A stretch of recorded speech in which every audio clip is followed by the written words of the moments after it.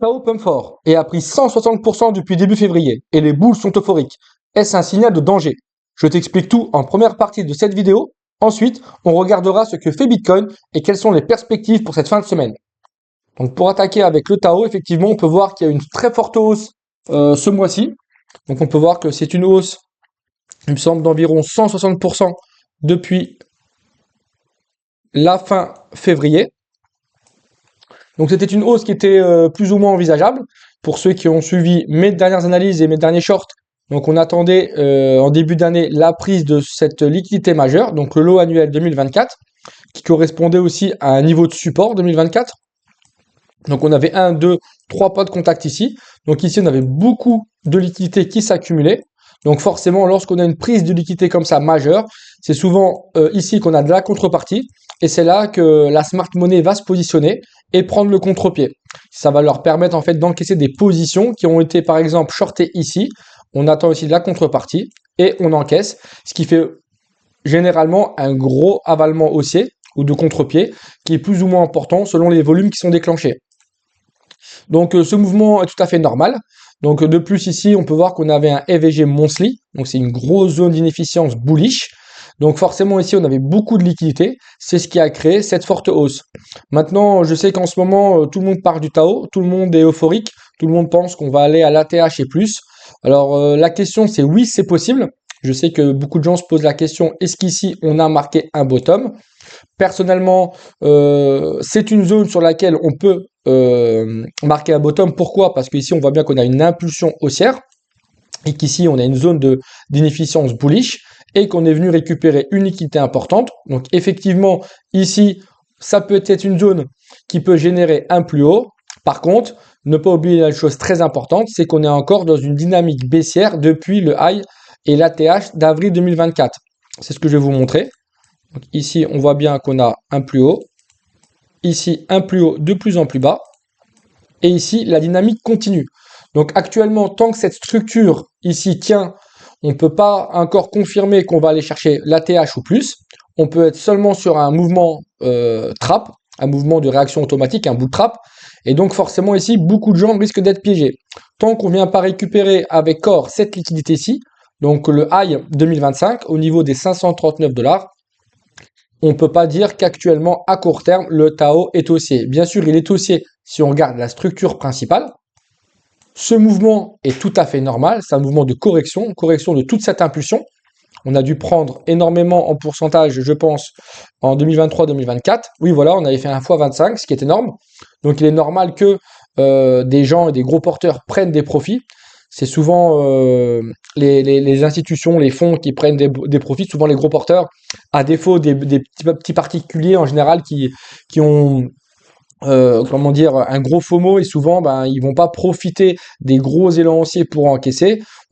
Arrivé à 700 $, on disait à tout le monde que c'était le nouveau Bitcoin et que Tao allait partir à 1000, 2000, 3000 $, 5000 $ en fin d'année. Et on peut voir que finalement depuis 2024, on a corrigé. Donc c'est souvent comme ça. Lorsqu'ici tout le monde va FOMO, les institutions pardon, vont vendre. Et vice-versa, quand ici tout le monde va paniquer, les institutions, la smart money va acheter.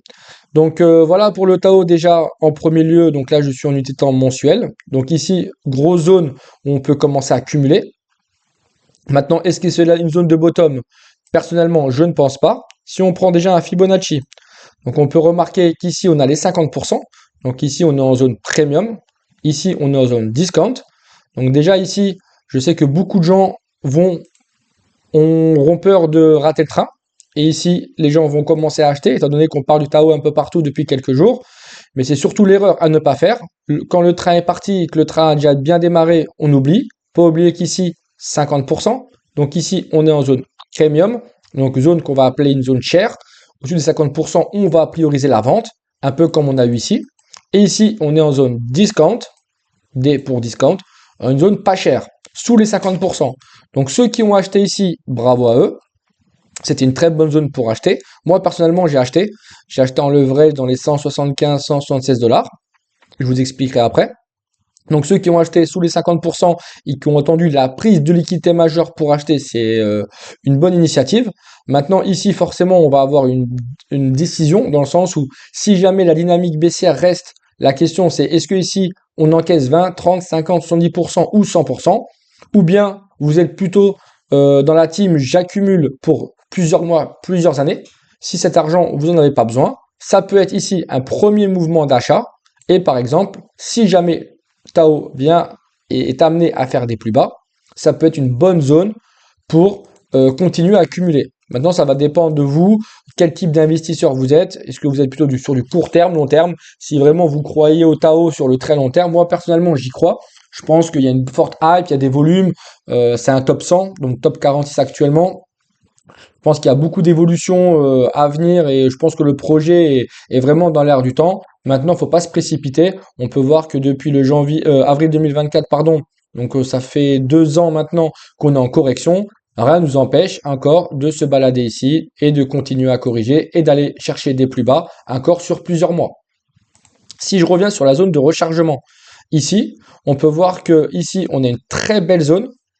Moi, j'aime bien acheter dans ce type de zone. Donc, c'est les zones entre les 61,8 et 78,6. Donc, ici, on peut voir qu'on a une grosse zone et qu'il y a des confluences et qu'on peut revenir ici. Je vais vous expliquer pourquoi. Parce qu'ici, en fait, on avait une structure. Donc, c'est la structure initiale. Une grosse zone de demande. En fait, un gros order block bullish. Pardon, j'ai un peu mal à m'exprimer. Je suis un peu sec. Ici, il y avait un gros order block bullish, donc qui a généré un gros mouvement haussier. Et souvent, lorsque le marché fait ça, souvent, il aime bien venir faire un pullback. Et le pullback, s'il doit se faire, donc là, si on regarde dans Monthly, on peut voir qu'il n'est pas fait, c'est sur le niveau des 119 $. Donc ça correspond en fait au market shift structure. Donc souvent, le marché aime bien revenir dans ces zones-là, reprendre de la force, récupérer des liquidités pour pouvoir faire des nouveaux plus hauts. Donc moi, personnellement, j'espère en tout cas, je suis de ceux qui espèrent un retour sous les 119 $, parce que c'est une très bonne zone pour accumuler. On est vraiment dans une grosse zone de rechargement long terme. C'est souvent des zones où les institutions vont se positionner. De plus, on peut voir ici qu'on a une deuxième zone d'inefficience. Pour ceux qui ne la voient pas, elle est ici. On a une belle zone d'inefficience mensuelle. On a un deuxième FVG monthly et qui peut être une très belle zone pour pouvoir bottom. Donc si jamais ici on n'arrive pas à trouver de bottom, sauf si bien évidemment si ici c'est déjà le bottom, ben, bravo à ceux qui ont gardé et qui vont chercher des plus hauts. Par contre, si jamais ici on marque un bull trap, attendez-vous comme prochain mouvement un retour déjà sous les 140 $ et idéalement le retour dans cet order block pour aller sous les 119 $. Avec ici, bien évidemment, une très très belle zone. Si jamais on vient mécher ici, dans la zone des 80 $, 58 $, personnellement, c'est une zone où je vais recharger massivement du Tao. Si jamais on est amené à venir ici, consolider, me faire une structure de retournement comme on a eu ici, pour pouvoir chercher des plus hauts. Minimum l'ATH, bien évidemment, ce qui donnerait 767 $. Mais bien évidemment, on peut aller beaucoup plus haut, hein. On peut aller à 1000 $, 2000 $, 3000 $. On sait très bien qu'avec les cryptos, il n'y a pas forcément de limite lorsque on est dans le sens bullish. Maintenant, si on regarde ici, si jamais on revient ici, ne serait-ce que à l'entrée du FVG, on a quand même un x8, x8, x9, ce qui est quand même très intéressant. C'est pas sur tous les actifs qu'on va faire x8, x9, surtout en ce moment. Donc voilà déjà pour la vision HTF, monthly. Faites très attention ici, n'oubliez pas, prise de liquidité majeure, réaction automatique. Maintenant, on va voir en weekly qu'est-ce qui se passe. Donc déjà, on peut voir qu'ici, effectivement, on avait le gros support qu'on est venu chercher. On est venu le manipuler, récupérer les liquidités. Et ici, on avait un order block daily. Donc on est venu le refermer. C'est pour ça qu'effectivement, sur cette base, le marché a le droit de faire des plus hauts, parce qu'on a quand même récupéré des grosses liquidités. On a refermé un OB et on est retourné en zone discount. Maintenant, ce qui me pose problème, ça va être cette zone-là. Tant qu'on ne casse pas cette zone-ci, on ne peut pas vraiment partir sur une dynamique haussière. Pourquoi? Parce qu'ici, on voit bien que l'order flow, théorie de dos, est toujours baissière. Donc, tant qu'on ne s'affranchit pas d'ici, on ne peut pas encore dire qu'on est haussier. On est même baissier. Donc, la suite logique, tant que cette dynamique tient, serait qu'ici, on ait une zone et une cause de retournement. Maintenant, est-ce qu'on va la faire ici ou on va la faire plus haut? Ça, c'est le marché qui va décider. Pour ceux qui ont suivi les dernières semaines, parce que je fais énormément de shorts, je fais pas que des vidéos longues, je fais beaucoup de shorts pour ceux que ça intéresse. J'en fais tous les jours. Par contre, Tao, je le fais peut-être une fois par semaine, donc je fais du suivi régulier. Donc si jamais vous aimez bien du suivi sur le Bitcoin, l'Ethereum et les actifs majeurs, n'hésitez pas surtout à liker et vous abonner, partager si jamais ça vous aide, et allez dans la rubrique short et vous verrez que je fais des shorts réguliers. Et dans ces shorts, bien évidemment, j'avais parlé de ce setup avec déjà en premier lieu le retour dans cette zone de FVG Weekly. Donc on l'avait cassé avec force, donc on a une acceptation du prix, on a eu une tentative de rejet et finalement on a continué.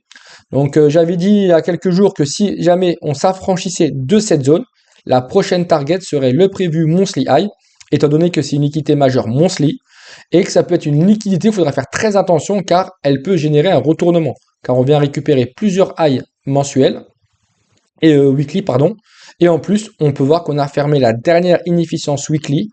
Et donc ici, en cas de rejet, et si la dynamique baissière est respectée, ça peut être une zone de top. Si maintenant on descend en plus bas time frame, on va se mettre en daily. Donc en daily, on peut voir qu'ici, effectivement, tout est refermé. On voit bien qu'on a eu un gros élan haussier. Une acceptation ici avec un rejet, donc une intervention des acheteurs ici, qui a poussé le prix. Moi, personnellement, j'avais acheté ici. Pourquoi? Parce qu'ici, on a eu un breaker bullish. On a eu la phase de retest. Moi, j'ai accumulé ici en leverage. J'ai commencé ici à vendre. Et ici, j'ai TP 100%. Ça devait être hier ou avant-hier, je ne sais plus. Honnêtement, je ne vais pas chercher plus haut. Je pensais même qu'ici, on aurait pu se retourner. Mais quand j'ai vu qu'on n'avait pas de cause de retournement, je me suis dit que la prochaine target allait être facilement le preview monthly high. Et comme on l'a cassé avec force, j'en ai profité pour encaisser. Maintenant, ici, il faudra surveiller. Est-ce qu'on va se retourner ou est-ce qu'on va chercher plus haut? Plus haut, pourquoi? Parce qu'ici, on peut voir qu'on a une inefficience daily. Donc ici, pareil, même principe qu'en bas. Si on a une acceptation, on peut chercher plus haut. Donc ça correspond à la zone des 417 $, 450 $. Et bien évidemment, il faudra surveiller ici, dans cette grosse zone. Tant que la dynamique ici est respectée, la très forte probabilité, c'est que ce soit de la continuation baissière. Je préfère vous le dire et c'est pour ça que je vous alerte. Je ne fais pas partie de ceux qui FOMO. Moi, je regarde le prix, ce que fait le prix, quels sont les mouvements du prix. Donc, je suis surtout là pour essayer d'aider le maximum de gens, le maximum de personnes. Donc, c'est pour ça qu'il faudra faire très attention. Ceux qui ont acheté ici, bien joué à vous. Si vous achetez en spot, vous n'êtes pas pressé, vous pouvez garder. C'est pas une erreur. C'est vraiment, vous avez une vision long terme. C'est très bien d'avoir des convictions et d'aller jusqu'au bout des fois de ces projets. Maintenant, si jamais vous êtes en levier, ben, si vous êtes rentré par là ou ici surtout, faites très attention.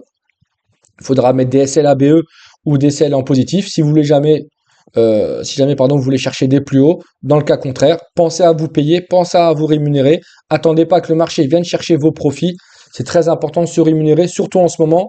Les marchés sont sur des zones importantes, très risquées, très volatiles. Surtout que là, on arrive sur une clôture mensuelle et trimestrielle en même temps. Donc dans quelques jours, sur la fin mars. Donc souvent, c'est des périodes très volatiles. Et donc on sait que ça peut se retourner très rapidement, aussi vite que c'est monté. Donc ne vous faites pas avoir. Donc voilà pour le Tao, voilà ce que je pense. Je pense qu'ici on est sur des bonnes zones pour acheter, mais que tant qu'ici on ne s'affranchit pas des 530 $, attendez-vous à ce que tout ce mouvement-là soit seulement un rallye automatique pour ensuite faire de la continuation baissière. Comme je vous ai expliqué sur le graphique mensuel, ici on a encore beaucoup d'inefficience. On a une zone de rechargement, on a le market shift structure et tout cet order block qui n'a pas été testé. Je pense honnêtement qu'un retour dans cette zone serait très positif et très bénéfique pour le Tao sur le long terme. Donc moi c'est ce que j'attends et j'espère que j'aurai raison. Enfin j'espère que j'ai raison d'attendre surtout. Avoir raison ou tort, c'est pas vraiment ce qui va m'arranger ou me déranger. C'est surtout essayer de faire une bonne affaire, essayer d'acheter le Tao le plus bas possible et le vendre le plus haut possible, essayer de faire un gros profit. Donc voilà, j'espère que ça va vous aider à prendre des décisions. Sachez manager vos positions. Pensez à liker, partager, c'est important pour moi. Comme j'ai une jeune chaîne, si vous voulez que je vous fasse du contenu sérieux, en plus 100% gratuit, essayez de jouer le jeu. Et puis mettez-moi des commentaires, dites-moi ce que vous en pensez. Est-ce que vous êtes plutôt team j'accumule et je garde très long terme, ou est-ce que vous cherchez à chaque fois une opportunité pour acheter, revendre? Ça m'intéresse. Donc voilà pour le Tao, prudence. Donc je pense que si ici on a un gros avalement haussier sur le mois de mars. Il est possible qu'avril, on ait des signaux soit de continuation, soit de retournement. Donc je pense que le deuxième trimestre va être très important pour le Tao et on aura la vraie direction, je pense, très rapidement. Donc voilà pour le Tao. Je pense que je vais arrêter là. Je pense avoir fait le tour. Maintenant, on va regarder le Bitcoin. Quelles sont les perspectives pour cette fin de semaine? Donc pour ceux qui ont suivi les dernières analyses, donc on attendait la fermeture de ces deux FVG Daily. On remarque que la dynamique haussière depuis février est encore respectée. Même principe que ce que je vous expliquais, théorie de dos. Pour l'instant, les bas sont de plus en plus hauts. Et je vous avais expliqué ce week-end qu'ici, on est dans une zone clé, que si on doit repartir faire des plus hauts, ça serait sur cette base, parce que c'est la base qui permet la continuation de l'order flow, et que si on veut chercher au-dessus des 76 000 $, il faut absolument qu'ici, on ait une intervention des boules. Donc on peut voir qu'on a eu une petite intervention, mais pour l'instant, c'est un peu compliqué. Le prix n'arrive pas à décoller, donc ça va être très important ce qui va se passer ici. Tant que cette zone est respectée, je pense qu'on peut encore faire des plus hauts. Le problème, c'est qu'ici, on peut voir que le prix se compresse entre les vendeurs et les acheteurs. Ici, on a une zone bearish. Il va vraiment falloir passer ce cap si jamais on veut s'affranchir et reprendre un biais haussier. Sachant que l'objectif minimum du mois de février a été effectué. Pour ceux qui ont suivi depuis début février, on attendait le pullback de la structure suite au gros breaker weekly. Donc on attendait le retour au 74 400. On peut voir que ça a été effectué avec succès le 16 mars. Donc maintenant, le minimum obligatoire, entre guillemets, syndical a été fait. Maintenant, le Bitcoin peut s'arrêter ici et redescendre, faire des plus bas. Aller chercher en premier lieu les 60 000 $ et après les 58 900. Maintenant, rien n'est fait. Il ne faut pas oublier qu'ici, on est resté 10 mois, comme j'ai écrit ici. Donc ici, déjà, ça fait 2 mois qu'on est ici et rien ne s'est passé. On est seulement dans un gros range. Maintenant, on peut encore faire des bougies comme ça, monter, descendre, et par exemple, aller chercher des plus hauts.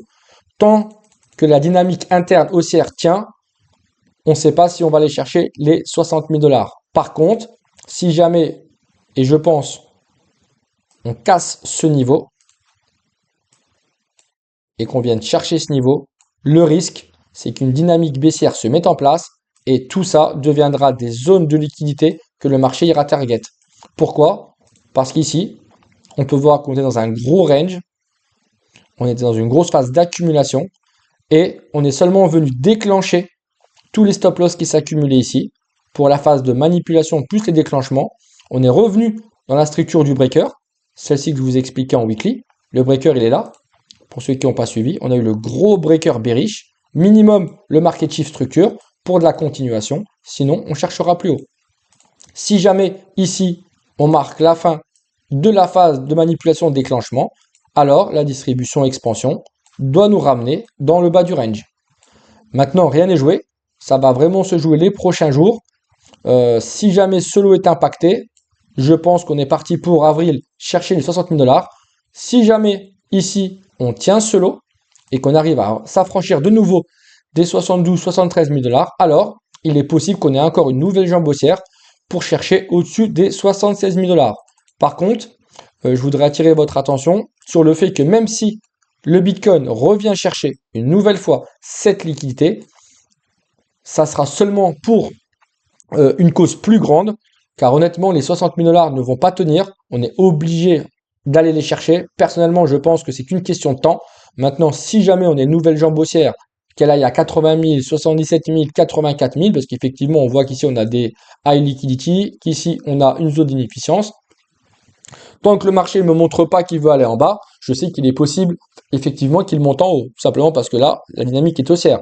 Par contre, ça sera seulement pour une cause plus grande, une distribution plus grande, et ça risque de marquer un top pour le même objectif. Donc voilà, ne vous perdez pas. Tout ce qu'il y a ici, c'est du vent. C'est seulement une phase de consolidation. Ça permet surtout de détruire les wallets, parce que dans ces mouvements-là, dans les grosses phases de range, les gens short buy à chaque mouvement. Et c'est comme ça que les petits porteurs se font nettoyer leur wallet. Il faut vraiment attendre des gros niveaux, des grosses prises de liquidité, pardon, pour pouvoir shorter ou intervenir en buy. Personnellement, j'ai pris pas mal de scalp ici, mais là pour l'instant j'en prends pas. Si jamais on va en haut, je chercherai honnêtement un setup de short.